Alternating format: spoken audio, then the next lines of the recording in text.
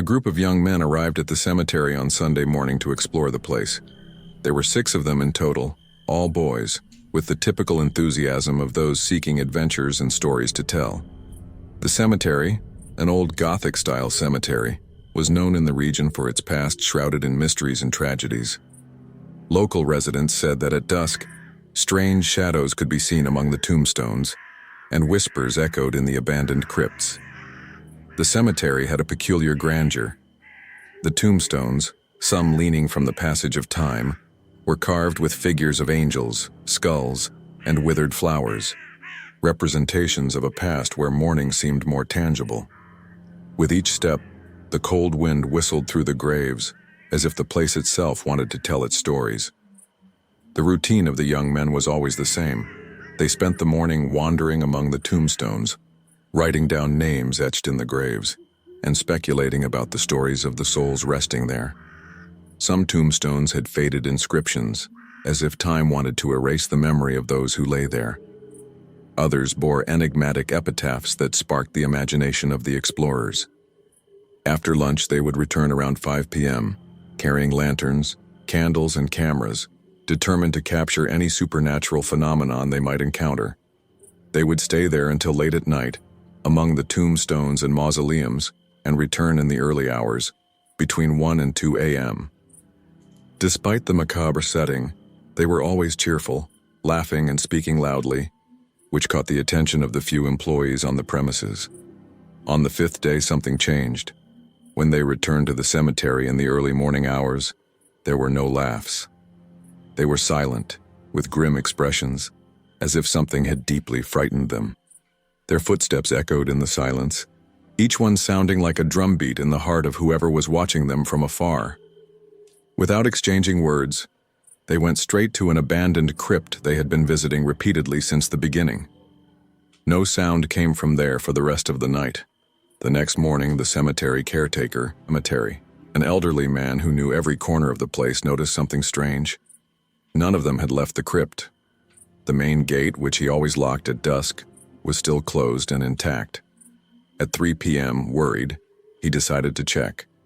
The crypt was an imposing structure with stone doors sealed by rusted metalwork. The symbols etched into the stone appeared sharper that day, as if they had been highlighted by invisible hands. The air around seemed colder than it should, even under the afternoon sun. He knocked on the door, calling out for the boys, but there was no answer. He tried to push the door open, but it was inexplicably blocked from the inside. Intrigued, he called other workers to help him. "What would you do in the caretaker's place?" Comment below. After much effort, they managed to open the door, which creaked almost deafeningly. The air inside was heavy, with an ancient smell of mildew and something indefinable like damp earth mixed with incense. In the center of the crypt, illuminated by beams of light coming through cracks in the ceiling, lay a single figure on a stone coffin, one of the young men. He was wearing the same clothes as the night before, and hadn't even removed his sneakers. His eyes were closed, but his expression seemed peaceful, almost as if he were merely sleeping. There was no sign of the others. The walls of the crypt were adorned with ancient inscriptions and symbols that no one there recognized. Some appeared to be a lost alphabet, others resembled runes or pictograms. The silence inside was oppressive, broken only by the sound of contained breaths. The belongings of the 6 boys were lined up along the walls, but the backpacks of the 5 missing ones were empty, while the one of the boy who was present remained untouched. On the floor, a circle drawn with white chalk displayed complex symbols, as if a ritual had taken place there. One detail, however, was more disturbing. Inside the circle were small handprints, almost childlike, as if something had emerged or been pulled from the ground. The workers immediately left, with chills running down their spines, and called the police. But the mystery only deepened. The security cameras around the cemetery clearly showed the 6 boys entering the crypt at 2:06 a.m. that morning. None of them were seen leaving. The cemetery gate had never been opened or tampered with. There were no tunnels, secret passages, or any other way to escape. The boy found was in such a deep sleep that nothing could wake him. An ambulance was called, and paramedics confirmed he was in a coma, though he was breathing normally. His tests showed no drugs, alcohol, or any foreign substances in his body. The police investigated for months, but the case seemed impossible to solve. There were no clues, no witnesses. The missing boys seemed to have simply evaporated. The cemetery gained fame and attracted curious people, but no one dared stay there overnight. 6 years passed. The boy found in the crypt remained in a coma, kept in a special ward of a hospital in the city. His family, devastated, never gave up hope of finding answers, but every lead seemed to raise more questions. Meanwhile, the cemetery, now surrounded by legends and terrifying stories, attracted only the bravest or most reckless mystery explorers. Then, on a cold November night, something impossible happened. Are you enjoying the video and want to know what happens next? Don't forget to like and subscribe to our channel. We have at least 3 new videos every week. The monitors by the boy's bed, once showing steady vital signs, began to beep. Nurses rushed into the room expecting to find the worst. Instead, they found his eyes open, fixed on the ceiling, motionless like those of a statue. The air around the bed seemed denser, as if something invisible was filling the room. When his mother arrived in a hurry, his name was the first thing he whispered, but his voice seemed distant, as if it came from another place. In the following days, he physically recovered, but his mind seemed divided between this world and another. He spoke disconnectedly about doors, hands pulling, and a living darkness that watched everything.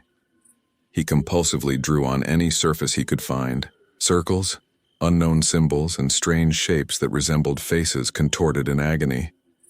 When he was finally able to be interrogated, the police brought him to a secure room in the hospital. 2 experienced detectives sat in front of him. They knew the boy, now a man, was the only key to unraveling the mystery. "Do you remember anything from that night?" one of the detectives asked, trying to sound calm despite the tension in the air. The young man's eyes wandered around the room before settling on the detective. "You shouldn't have brought me back," he murmured, his voice heavy with something more than fear. "It was resignation. Brought back? From where?" the other detective pressed.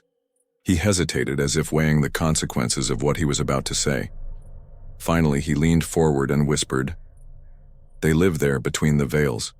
We disturbed them, and now they know about you." The room seemed to grow colder. "Who are they?" The young man took a deep breath, as if the effort of speaking was exhausting. "They don't have names, not like ours, but they know what we are and what we want. Every time someone opens the door, they get closer." Alarmed, the detectives decided to follow the only clue they had: the crypt. Days later, the young man was brought there under heavy police guard. Upon arrival, he refused to enter. He stood at the entrance, trembling as if something invisible were preventing him from stepping forward. "It's no use. They're not here now, but the place still holds what they left. You shouldn't be here." The police, skeptical, ignored his warnings and entered, and inside the crypt, the scene was similar to 6 years ago, but now something was different. The walls were covered with new symbols, scratched in a pattern that seemed random, yet meticulously ordered. The marks faintly glowed, as if reflecting the little light that entered. Suddenly, one of the police officers screamed. On the floor near the coffin where the young man had been found was a new circle drawn, with fresh blood. In the center of the circle, a small, cracked oval mirror seemed to pulse lightly, as if it had a heartbeat.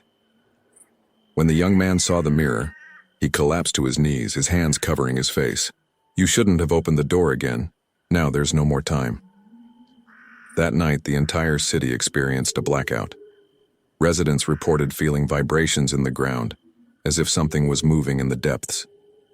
In the sky, giant shadows seemed to dance among the clouds, and sounds that resembled screams echoed from afar. Though no one knew where they came from, the police sealed the cemetery, but it was too late. The following week, disappearances began to be reported. All followed the same pattern: people seen for the last time at dusk, near abandoned or poorly lit places. The young man, in desperation, tried to warn them. They don't just want the curious, they want those who know. And now everyone knows. The detectives, once skeptical, began to realize he was right. The lights flickered in their homes, Locked doors seemed to open on their own. Whenever they looked into mirrors or windows at night, they felt something watching them in return. A week later, the young man disappeared from his hospital room. Only one note was found, written in black ink. "The veil is thinner. Don't look the other way." The entire city went into alert.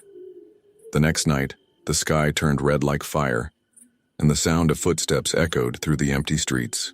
The crypt seemed more alive than ever, as if it were breathing. A caretaker found at the entrance of the crypt a new symbol drawn in dried blood. Next to it, a piece of paper, apparently from a school notebook. The writing was from the missing young man. "I know what you are. You won't take me. Not again." The detectives, now terrified, decided to search the cemetery's files. They discovered that the crypt had been used in the 19th century by a group called the Watchers of the Veil, who believed certain places were portals to a dimension between life and death. Disappearances were recorded every 50 years, and the names of the young men were listed in an old document. To the investigator's horror, his own name was there too. When he realized this, he felt an invisible weight around him. The light flickered, and the shadows on the walls seemed to move. He ran, but when he opened the exit door to the file room, he saw something impossible. He was no longer in the cemetery. The air was cold. The sky was blood red. Around him, the silence was absolute, broken only by low murmurs. He turned and saw the crypt, now pulsating like a living organism. The 5 missing boys emerged from the shadows, their faces distorted, their eyes glowing with a pale blue light. A massive and undefined shape emerged from the darkness, radiating an absolute void. The voice of 1,000 whispers echoed through the air. "You opened the door. Now we cross." The investigator, now completely consumed by obsession, returned to the cemetery for the last time. He carried with him the documents from the Watchers of the Veil and an ancient diary he had found, written by one of the group's founders. His hands trembled as he opened the crypt again, but he knew he had to enter. The inscriptions on the walls seemed to glow with a vivid red hue, and the air was heavy, making breathing difficult. As he stepped inside, he felt himself being pulled toward the center of the circle where the ritual had been performed. The symbols on the ground were different now, sharper and pulsating, as if alive. He opened the diary, reading aloud a passage he believed to be a protection against what lay beyond the veil. But as soon as he finished pronouncing the words, a cold wind swept through the crypt, extinguishing his lantern. Suddenly, the figures of the 5 boys appeared around him, their spectral forms framed by a bluish light. They didn't speak, but their mouths moved in unison, forming silent words the investigator couldn't understand. However, in the center of the crypt, something began to emerge. It wasn't the void he expected, but a version of himself. The other him was identical, except for the eyes, which were completely black. The doppelganger smiled, a cruel grin, and spoke with a voice that was a distorted echo of his own. "The cycle must continue. You are the next watcher." The investigator tried to run, but there was nowhere to go. The shadows surrounded him, and all he could hear were the voices of the boys, now clear and in unison. "You opened the door. You knew.